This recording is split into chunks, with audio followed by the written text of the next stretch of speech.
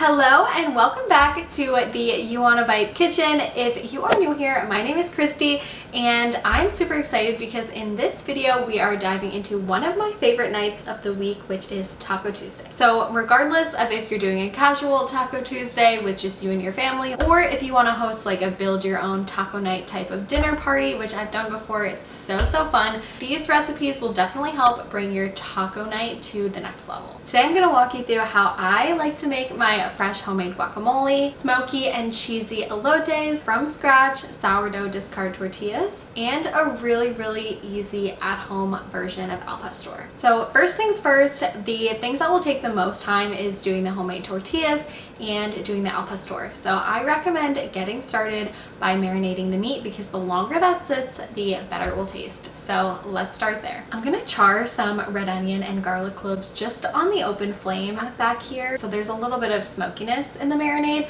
And then all the rest of the stuff is gonna be some chipotle peppers in adobo sauce, some pineapple juice, a bit of olive oil, smoked paprika and chili powder, apple cider vinegar, and I'm doing a little bit of a mixture of salt and MSG to really make sure the flavors pop. Then I'm also adding in some chicken broth in there just to make sure that there's enough volume in liquid and to help mellow out some of those very concentrated flavors and spices. And then you can definitely use this marinade on whatever you like. If you want to do chicken or beef tacos, go for it. But for al pastor, I'm definitely going to use pork. Al pastor is typically a very involved process where a nice fatty chunk of pork, like a pork shoulder, is sliced really thin and layered up on what's called a trompo with some pineapple as well and slow cooked. But since I'm just doing this at home and I'm really just gonna feed 2 people, I'm going to kind of scale this back and do it in a way that's a little bit more approachable and feasible for us home cooks. So I'm using a pork tenderloin, because it was cheap at the store and it was a size that looked fair to me versus buying like a big pork shoulder or something. But if you want to use pork shoulder or you're feeding a bigger crowd, definitely go with the pork shoulder. So I'm gonna slice the pork really thin and then layer it all up in a glass dish and make sure it's covered with the marinade. And then, like I said, the longer the meat can marinate, the better. If you can do this the day before, it will be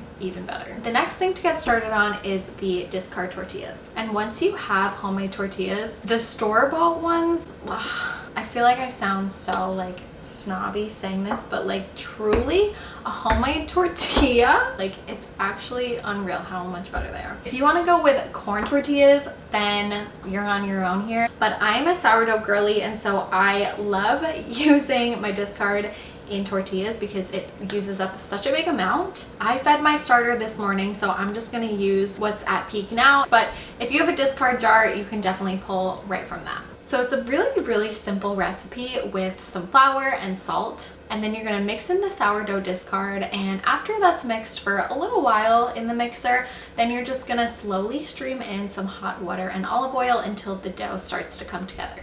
And once it's actually like a ball of dough, you're just gonna leave that to sit aside for like 15 minutes or so. And then it's time to bring the dough out on the counter and cut it up into however many pieces you want. So this will decide on how big you want the tortillas to be. I'm going with taco sized ones, obviously. So I'm gonna cut this into 16 even pieces, roll them into perfect little balls, and then leave them covered on the counter to proof, and they'll get all nice and puffy over the course of 2 hours. And I might end up cutting some in half or like mixing and matching some of the balls that maybe are like too big or too small. But at this point, the tortilla dough is done and we just have to kind of let it sit there for a little bit. So now it's the perfect time to make the guac. I'm using 3 avocados for this because that is how many ripe ones I have. I'm gonna get started on slicing open these avocados and mashing them up, and then I'm gonna add in my lime juice and my cilantro. I'm gonna leave the chunkier additions for later because I don't want them to get all mashed up. So for now, I'm just gonna kind of mix in and salt it to taste.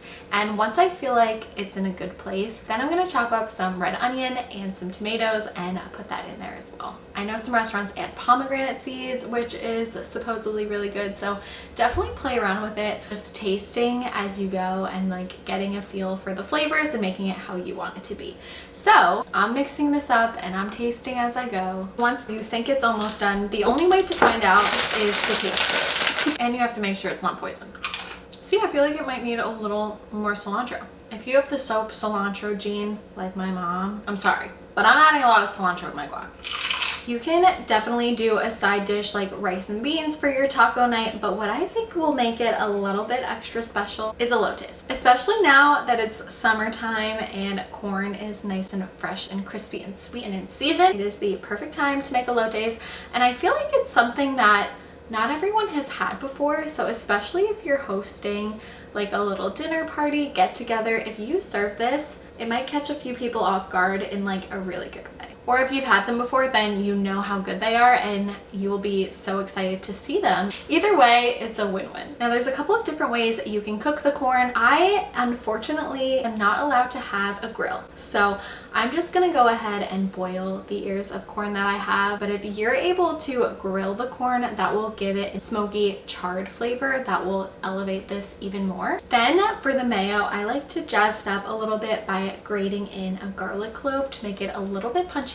So I'm just gonna brush that all over. Then you'll need to sprinkle on some cotija cheese, or if you can't find that, feta is a really good alternative. Then you have to sprinkle on chili powder. This is up to you how spicy you want it to be, but it adds such a good flavor. And then sprinkling on cilantro, adding a fresh herb on anything will just make it taste fresher and just overall delicious. If you've never had this before, I can understand that mayo on corn might sound a little crazy, but please do not knock it until you try it because it is so good. It's probably time to make all your little dough balls. So I received this gorgeous and very heavy tortilla press for my birthday. I love making sourdough tortillas that much. It is taco size. Maybe that's 6 inches round, but if you don't have one of these, it's totally fine. I've made this recipe many times before I had this just by using a rolling pin to roll it out. I just like to cover this in a little bit of plastic on each side to make sure that nothing sticks. I just pick up a ball of dough, place it in the middle, close it down, and then clamp it down really hard because you want the tortillas to be really thin. And then I'm just gonna carry the tortilla over to a hot skillet. I'm using non-stick, but it's also really, really good if you use a cast iron because that gets super hot. And if you put a little bit of oil down, you'll get nice brown bits on the tortillas. So just keep your eye on the tortilla. You'll start to see some bubbles forming, and that's a pretty good sign that it's probably about time to flip, and it's gonna need way less time on the second side because it's pretty much already cooked through. Then whatever tortillas are cooked, I'm just moving right from the skillet into a towel, and I'm just gonna cover them up, and that'll help them to stay warm while we finish all the rest of them. And once you're done with all your dough balls, you are officially the luckiest person in the world because you have a stack of gold to enjoy for taco night. So now we're ready to work on the star of taco night, which will be our al pastor. This has been marinating for hours. It is all juicy and ready to go, and what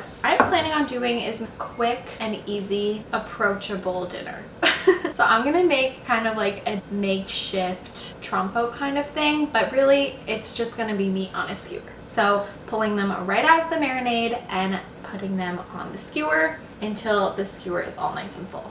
And then I'm just gonna kind of lay them diagonally in the air fryer once they're all loaded up and pop them in there to cook. And I have some leftover marinade, and I'm just gonna brush this on the pork after they're about halfway cooked to ensure that it stays super juicy and flavorful. And at this point, I'm going to add in some pineapple, and then letting it finish cooking until it got nice and crispy and brown on the outside. I didn't do this in the beginning because I worried that the pineapple would like really burn. I don't actually know if that would happen or not, but definitely feel free to experiment if you want to alternate like pork and pineapple on the skewer. Once the pork is done cooking, I'm actually gonna go ahead and slice the pork off the skewer instead of just eating the chunks because I want it to kind of have that al pastor shaved look to it. So everything is ready now, so let's assemble our tacos and assemble our plate, and then we get to dig in. Or I get to dig in, sorry. But you can too if you make these. I'm gonna scoop a little bit of guac out